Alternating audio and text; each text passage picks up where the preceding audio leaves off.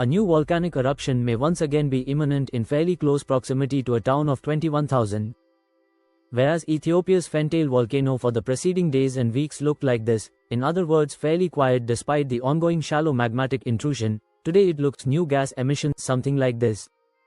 While not confirmed yet on the ground since 80,000 people have been evacuated from the region, it appears that fresh gas is rising from this spot in Fentale's summit caldera, occurring in the deepest portion of its caldera where no such vents existed beforehand. The satellite imagery degassing has been seemingly confirmed through multiple satellite imagery sources, both low and high resolution, appearing on January 15th and getting stronger each day. While these plumes could simply just be steam, they possibly appear to have a distinctive blue tint to them, and this could represent a major problem. A blue tint generally represents the presence of sulfur dioxide, a gas generally not present at a volcano in non-long-term geothermal areas. That is, unless magma is actively present at less than 1,500 meters, generally less than 500 meters depth.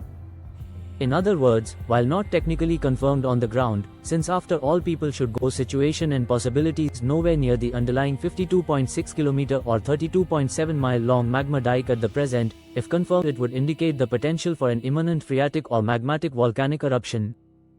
However, the presence of this newly rising gas could very well be a trick caused by the nature of looking at the top-down view from an area, so what I am about to discuss could very well be incorrect and there are a lot of unknowns. The sudden appearance of this strong gas plume is fairly unusual, as the number of earthquakes and associated seismic energy release has continuously declined since January 4th, representing what I thought was a now solidifying magmatic intrusion is longer expanding horizontally or rising any shallower into the crust. After all, this volcanic gas plume appeared in an area which has actually been subsiding rather than uplifting across the past 3 weeks, indicating that magma is moving away from the Fentale volcano towards the Dofan volcano.